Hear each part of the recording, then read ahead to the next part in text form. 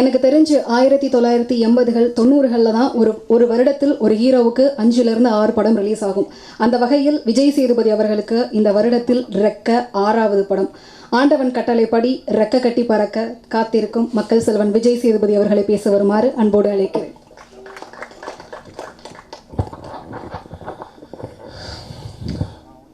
இங்கே வந்திருக்க எல்லாருக்கும் முதல்ல வணக்கம். 6 படம், 6வது படம், வாரத்துக்கு ஒரு படம், 2 வாரத்துக்கு ஒரு படம், நிறையா மீம்ஸ் க்ரியேட் பண்ணுறாங்க. எனக்கே பார்க்குறது செம்ம காமெடியாகவும் ஜாலியாக இருக்குது. நிறையா விளக்கம் சொல்லிட்டேன். எப்படினாலும் எனக்கு ஒரு படம் எடுத்து நடிக்க முடிக்க 3 மாதமாக தான் ஆகுது. ஸோ இதுக்கு நாங்கள் காரணம் இல்லை, தயவு செஞ்சு நம்புங்க ப்ளீஸ். 2 வாரத்துலாம் படம் நடிக்கவே முடியாது. சில சமயம் நடந்துடும், என்ன விடுங்க. நான் 2 வாரத்துக்கு ஒரு படம். வர அக்டோபர் 7ஆம் ரெக்க, அதை விடுங்க. ரெமோன்னு ஒரு படம் வருது, அப்புறம் தேவின்னு ஒரு படம் வருதுன்னு சொல்லிக்கிறாங்க, தெரியல. பட் இது 3த்துலேயும் சதீஷ் இருக்காப்புல, அவர் என்னங்கன்னு சொல்லுங்கள். ஸோ ஒரே நாளில் 3 படம் ஒரு ஆள் இருக்கும்போது நான்லாம் பரவாயில்லன்னு தோணுங்க. ஸோ இதை கவனிக்கிறோம் தயவு செஞ்சு. அப்புறம் எல்லாருமே படத்தை பற்றி பேசிட்டாங்க. ஸ்பெஷலாக சொல்கிறது ஒன்றும் இல்லை. என்னோடய பார்வையில் ரெக்க என்ன அப்படின்னா, நான் அது ஒரு ஃபேண்டசி ஃபிலிமாக தான் பார்க்குறேன். அது என்னென்னா எஸ்கேப் ஆகிறதுக்கான ஒரு வார்த்தை தான் அது, வேறு ஒன்றும் இல்லை. இந்த படம் பண்ணும்போது ஒரு மாதிரி செம்ம ஜாலியாக இருந்தது. கனவு கனவும் இல்லை மற்ற ஹீரோக்கெல்லாம் ஹீரோக்கள் அடிக்கும்போது ஒரு ஆசையாக இருக்கும், அடித்து பறக்க விட்றதுன்னு. அந்த ஆசையில் நிறைவேற்றின மாதிரி இருந்தது. ஒரு ஒரு ஒரு ஃபேண்டசியோட யதார்த்தமாக தான் நான் அந்த படத்தை பார்க்குறேன். ஜாலியாக இருந்தது. நம்ம அடித்து ஒருத்தங்க பறகுறாங்கன்னா எப்படி யோசிச்சு பாருங்கள். எனக்கு நானே யாரும் அடித்தா ஓடிடுவேன், நான் அடித்து பறகுறாங்கன்னா செம்மையாக இருந்தது. முக்கியமாக இந்த படம் பண்ணுறது முக்கியமான காரணம் வந்து ரத்ன சிவா அவரோட வாடியில் படத்தோட ட்ரெய்லர் தான். நானும் வாடியில் படத்துக்காக காத்துட்ருக்கேன். ட்ரெய்லர் செம்மையாக இருந்தது. அது பார்த்தோன்னே சிவா சொன்ன லைனு, ஸோ ஒரு அளவு நம்பிக்கை இருந்தது. அதுக்கப்புறம் தான் இந்த படத்தை பண்ணலான்ற ஒரு ஆர்வம் வந்து, முக்கியமாக இதுதான் வரும், இதுக்குள்ளே தான் நம்ம, இதுதான் இதுக்கு மேலே நம்ம கிடையாது அப்படிலாம் எதுக்குள்ளேயும் நான் என்னை கட்டம் போட்டு உள்ளே வச்சுக்க நான் எப்பவுமே விரும்புறதில்லை. அது இல்லாமல் பப்ளிக்கு படம் பண்ணுறோம், ஸோ திட்டுவாங்களா, கழுவி ஊற்றுவாங்களா, பாராட்டுவாங்களா, இது எதையுமே கணக்கு போடுறதா இல்லையா அப்படின்னு தெரியல. தப்பு பண்ணால் கழுவி ஊற்றுவாங்க, கழுவி ஊற்று தான் போகிறாங்க. ஸோ அது ஒரு லேர்னிங் தான். ஸோ அதுக்காக பயந்துக்கிட்டு எதையுமே எக்ஸ்பெரிமெண்ட் பண்ணாமல் இருக்கிறது தவறுன்னு தோணுது. அதுவும் ஒரு முக்கியமான காரணம். ஆனால் இந்த படம் வந்து எனக்கு செம்மையாக இருந்தது. நான் படம் பண்ணும்போதே செம்மையாக என்ஜாய் பண்ணேன். படம் முடித்து நான் படத்தை பார்க்கும்போது செம்மையாக என்ஜாய் பண்ணேன். ஒரு வித போதையை கொடுத்தது இந்த படம். நான் இது வந்து கமர்ஷியல் படம் அப்படிலாம் சொல்ல விரும்பல. அப்படி பார்த்தா நான் ஆண்டவன் கட்டளையும் கமர்ஷியலாக சொல்லுவேன், தர்மதுரையும் கமர்ஷியலாக சொல்லுவேன். பட் இந்த படத்தில் நடிக்கிறது ஒரு கஷ்டம் இருந்தது. ஏன்னா நமக்கு தெரியும் அடித்தா அவனு பறக்க மாட்டாங்க, இப்படிலாம் முடியாது, இதெல்லாம் தெரிஞ்சாலுமே நம்ம அது மாதிரி ஒரு ரியாக்ஷன் ஒன்று கொடுக்கணும்ல. நான் தான் அவரை தூக்கி போட்டேன், நான் அரிசி தூக்கி போகிற ஒரு ஷார்ட் இருக்கும், சத்தியமாக இருந்தாலும் தூக்க முடியும், யோசிச்சு பாருங்கள். தூக்கி அசால்ட்டாக போட்டு விட்டுருவேன். ஸோ அது நம்புகிற மாதிரி ப்ரெசென்ட் பண்ணணுங்கிறது ஒன்று இருக்குது. அதுக்கான இது பண்ணும்போது கொஞ்சம் இதுவாக இருந்தது. மற்றபடி இந்த கதையோட பிளாட்டு, இது சொல்லப்பட்ட விதம், இது எல்லாமே ரொம்ப விறுவிறுன்னு பரபரன்னு இருந்தது. அதிகமாக யோசிக்க வைக்க இல்லை, ஈஸியாக போச்சு. ஒரு ஜாலியான சந்தோஷமான படம். எடிட்டர் பிரவீன் சார் சொன்ன மாதிரி இது ஒரு வீக்கெண்ட் ஹாலிடேஸோட செலிப்ரேஷன் தான். அது சூப்பராக இருக்கும். படத்தை என்ஜாய் பண்ணுவீங்க நான் நம்புகிறேன். அந்த ஆண்டவன் கட்டளைக்கு நீங்கள் எல்லாம் வந்து அப்படி சொல்ல முடியல, அப்படி இருக்குது உங்களோட வார்த்தைகள். படம் வேலை பார்த்த நாங்கள் கூட அந்த படத்தை அவ்வளோ ரசிச்சுப்போம்னு தெரியல. உங்களோட ரசம் வந்து உங்களோட எழுத்துலேயும் உங்களோட விமர்சனத்துலையும் தெரியுது. ரொம்ப சந்தோஷம், ரொம்ப நன்றி. ஏன்னா ஒரு படம் நல்லா இருக்குது, அதை போய் பார்க்கணுங்கிறது நாங்கள் சொல்லும்போது, ஏன்னா நாங்கள் இந்த ப்ராடக்டோட ஓனர், நாங்கள் எங்களுக்கு அதை நாங்கள் தான் க்ரியேட் பண்ணோம். நாங்கள் சொல்கிறது ஒன்று இருக்குது, நீங்கள் சொல்லும்போது ஒன்று இருக்குது. அது இன்றைக்கி ஃபுல் பவர் பேக்டாக போகுதுன்னா அது நீங்கள் தான் காரணம். மிகப்பெரிய நன்றி. அந்த தர்மதுரைக்கும் ஒத்துழைப்பு மிகப்பெரிய நன்றி. அப்புறம் என்ன ஆளுங்களை பற்றிலாம் சொல்லிட்டாங்க. எல்லோரும் வேலை பார்த்து சந்தோஷம். ரத்ன சிவா இல்லை கணேஷ் நானும் அவனும் +1 +2 ஒன்றா படித்தோம். ஒன்றா வந்தான், படம் பண்ண போகிறேன்னு சொன்னான். மாமா ரிஸ்க்டா ஜாகிரதான்னு சொல்லி கொஞ்சம் பேசினேன். அவனுக்கு அதை, ஏன்னா அவனோட பெரிய ப்ளஸ்ன்னா அவனுக்கு எந்த பேக்ரவுண்டும் கிடையாது. சாதாரண மிடில் கிளாஸ் பையன், படித்து முடிச்சுட்டு அவன் லைஃப்பில் முன்னேறி அவன் ஒரு கம்பெனி ஆரம்பித்து அதன் மூலம் வாழ்ந்துட்டு இருந்த ஒருத்தன் ஒரு நாள் திடீர்னு வந்தான். டிசிஷன் மேக்கரை பொறுத்த வரைக்கும் அவன் ரொம்ப ஃபாஸ்ட்டாகவும் தெளிவாகவும் அழகாகவும் எடுப்பான். யார்கிட்ட டிஸ்கஸ்லாம் பண்ணுறதில்ல.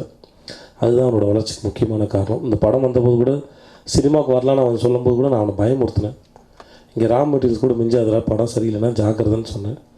அவன் தான் தைரியமாக உள்ளே வந்தான். இந்த படத்தை வேறு யாராக இருந்தாலுமே என் மேலே நம்பி இவ்வளோ செலவு பண்ணி எடுப்பாங்களான்னு எனக்கு தெரியல. விஜய் சேதுபதி இவ்வளோ தான் மார்க்கெட்டு, இதுக்கு மேலே போகாது, அவள் மேலே கிடையாது, இது இல்லை அது இல்லைன்னு ஒரு 1008 கேள்வி இருக்கும். அது எதுவுமே யோசிக்காமல் இந்த படத்தில் நான் இறங்கி செய்கிறோம் அப்படின்னு சொல்லி தான் இந்த படத்தை இறங்கி செலவு பண்ணான். அவனுக்கும் ஒய்ஃப் சுபாவுக்கு நன்றி. சிவாவாக இருக்கட்டும், அப்புறம் என்னோடய ஸ்வீட் டார்லிங் தினேஷ், என்னோட என்னை அழகாக ரசிக்கிற ஒரு ஆள். மற்றபடி என்னோடய முக்கியமாக நான் ஹரீஷ் பற்றி சொல்லணும். ஹரீஷ் தானும் ஒரு படத்தில் ஹீரோ அறிமுகமான மனுஷன். அந்த ஆள் வந்து அந்த படத்துக்கு நான் அவரோட ஃப்ரெண்டாக நடிக்கிறதுக்காக நான் நிறையா போய் பார்த்துருக்கேன். ஹரீஷ் இல்லை, டைரக்டர் ஹரீஷ்க்கு எனக்கு தெரியாது. பட் ஆனால் ஃபஸ்ட் படம் பார்த்து முடிச்சுட்டு நான் ரொம்ப பொறாமப்பட்டிருக்கேன் அவர் மேலே. ஏன்னா இத்தனை வருஷமாக அப்போ நான் ஹீரோ ஆகலை. இத்தனை வருஷமாக சினிமாவில் இருக்கோம், ட்ரை பண்ணிகிட்ருக்கோம், நமக்கு ஒன்றும் புரியல. நான் புதுசாக வந்த ஒரு ஆள், நேற்று வரைக்கும் வேறு வேலையில் இருந்த ஒரு ஆள், ஃபஸ்ட் படத்தில் எப்படி இவ்வளவு ஸ்ட்ராங்காக ஆழமாக தெளிவான ரியாக்ஷன்ஸ் கொடுக்க முடியுதுன்னு எனக்கு பெரிய கேள்வி இருந்தது. அண்டு ரொம்ப ரொம்ப வித்தியாசமான மண் சார்ந்த ஒரு முகம். ஹரீஷ் திரும்பி ஹீரோவை வரணும், அதை நீங்கள் தயவுசெய்து எழுதணும். ஹீஸ் வெரி கேப்பபிள், ரொம்ப பெரிய திறமைசாலி. ஹரீஷ் ஹீரோவை வரணும், அவரை வச்சு ஹீரோவை படம் பண்ணணுங்கிற என்னோடய விருப்பம், ஆசை. பர்ஃபெக்ட் ஆர்டிஸ்ட், ரியலைஸ் பண்ணி அழகாக எக்ஸ்பிரஸ் பண்ணக்கூடிய ஆர்டிஸ்ட்டு. ஸோ நான் எதிர்பார்க்குறேன், நடக்கணும்னு ஆசைப்பட்றேன். ஹரீஷ்க்கு என்னோடய வாழ்த்துக்கள். சதீஷ் எங்களுக்கு பாக்கியம். சதீஷ் எங்கள் படத்தில் இருக்குதுன்னா நாங்கள் என் பரம்பரையில் யாரோ ஏதோ புண்ணியம் பண்ணியிருக்காங்க நான் நினைக்கிறேன். அது ஏன்னு தெரியல. நானும் இன்னும் இதுக்கு நான் எவ்வளோ நன்றி கடன் படணும்னு தெரியல. முடிஞ்சால் என் குழந்தைக்கு கோயில் போய் மொட்டை போடணும், முடிஞ்சது சத்தியமாக. So Sathish is very sweet. Sathish இருந்தாருன்னா ஈவினிங் டிஃபனே தர மாட்டாங்க, அந்தளவுக்கு ஸ்வீட் அவர் ஆக்சுவலாக. தேங்க்ஸ் சதீஷ். என் மாஸ்டர் வந்து மாஸ்டர் பற்றி நிறையா என்னமோ சொல்லுவாங்க. ஆனால் ஃபைட் எடுக்கிறது ஒரு பக்கம் இருக்குது, அவரோட விஷுவல் சென்ஸ்னு ஒன்று இருக்குது. அவர் எனக்கு சேதுபதியில் பண்ணதாக இருக்கட்டும், வேறு எந்த படமும் சரி, அவரோட விஷுவல் சென்ஸை செம்ம ஸ்ட்ராங்கான மனுஷன்.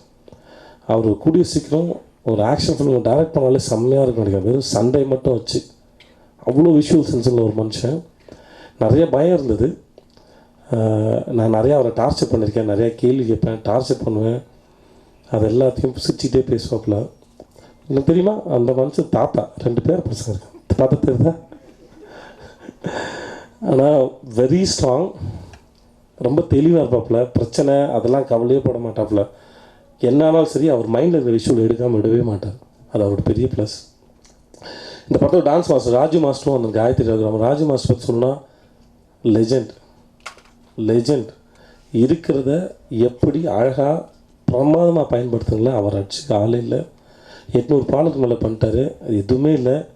நேற்று வந்தவன் நான்லாம் அது அவர்கிட்ட ஒன்று இருக்குது. அந்த சினிமா பற்றின பாடமும் சினிமா பற்றின அறிவும் அவரோட 5 நிமிஷத்தை அவர் அவ்வளோ பயன்படுத்துகிறாரு. நான் ரொம்ப இன்ஸ்பயர் ஆனேன். ஒரு சீனில் வேலை பார்க்கும்போது நாங்கள் அது இம்ப்ரோவைசேஷன் பேரில் அப்படி இப்படி சின்ன ஏதோ ஒன்று பண்ணுவோம். அதுக்கே ஓரளவு பேர் வாங்குறேன். அவர் பண்ணுற வேலைக்கெலாம் வெளியே தெரிஞ்சால் அவர் அவ்வளோ பேர் வாங்கணும். ஏன்னா ஒரு பாடல் காட்சிக்கும் ஒரு ஷார்ட்ஸுக்கும் அவ்வளோ யோசிக்கிறாரு, அவ்வளோ மெனக்கிட்டு. ஏன்னா நான் கம்போஸ் பண்ணுவாங்க, ஆட வராது, ஓகே விட்டுருங்க, அதுக்கப்புறம் மாற்றுவார். அதையும் சூப்பராக எடுத்து கொடுப்பார். தெரியாது. லெஜெண்ட் அவர். காயத்ரி ரகுராம் அவங்கக்கிட்ட ஒரு ஐடியா இருக்கும். ஸ்பாட்டுக்கு வந்து அந்த இடம் என்ன இன்ஸ்பெக்ட் பண்ணுதோ அதை வச்சு ஒன்று பண்ணுவாங்க. அது தெரியும். ஓவராலாக இந்த படம் இன்றைக்கி இவ்வளோ மாதம் இப்படி இருக்குன்னா, இதை சும்மாவே சாதாரணமாகவே நீங்கள் ரத்ன சிவாங்க ஒரு ஓரத்தில் உட்கார வச்சு பேசும்போது தெரியாமல் கேண்டிடில் ஷூட் பண்ணலை, அந்தாலும் மாதம் 10 டைலாக் பேசியிருப்பாப்புல. அதுதான் அந்த ஆளோட குவாலிட்டி. ஸோ இந்த படம் எனக்காக டோன் பண்ணிப்பாங்கன்னு நினைக்கிறேன். மற்றபடி அவர்கிட்ட ஒரு நல்ல ஹீரோவோ மாஸ் ஹீரோவோ கிடச்சா இன்னும் பிரித்து மேய்வார். Very resourceful talented director Siva. சிந்திக்கிறதும் சாதாரணமாக டீ சாப்பிட்டு வந்தால் கூட மாசாக தான் சொல்லலாம். அந்த அளவுக்கு he's very mass. And Imman சாருக்கு ரொம்ப நன்றி. அவரை பற்றி நான் புதுசாக சொல்கிறீங்களா, அவர் எனக்கு அற்புதமான பாடல்கள் போட்டு கொடுத்தாங்க. நான் பிரவீன் அவருக்கும் சரி, சஜஷன் சொன்னால் நான் நேரடியாக பிரவீனுக்கு ஃபோன் பண்ணி பேச முடியும். இந்த ஷாட்டில் ஒரு மாதிரி இருக்கேன், அந்த ஷாட் ஒரு மாதிரி இருக்கிறதுனா அது ரிசீவ் பண்ணுறவர் சொல்லுவார். ஒரு நாள் ஃபோன் பண்ணி சொன்னார், பிரதர் வேறு எதுனாலும் சொல்லுங்கள் பிரதர், நான் டைரக்டர் கேட்டுட்டு ப்ரொடியூசர் கேட்டுட்டு என்ன இருக்கும், பட் உங்கள் சஜஷன் நீங்கள் சொல்லலாம் பிரதர். இப்போ டைரக்டரையும் ப்ரொடியூசரும் கேட்காம எதுவும் பண்ண மாட்டார், பட் ஓப்பனாக இருப்பார். ஸோ இதுதான் ரெக்க. திரும்பவும் சொல்லிக்கிறேன், ஆண்டவன் கட்டில் வந்து 2 வாரத்தில் ரெக்க வரப்போகுது. சில சமயம் இப்படி நடந்துடும், பட் நிச்சயமாக ரெக்க ஒரு செம என்டர்டெய்னிங் ஃபில்மாக இருக்கும்.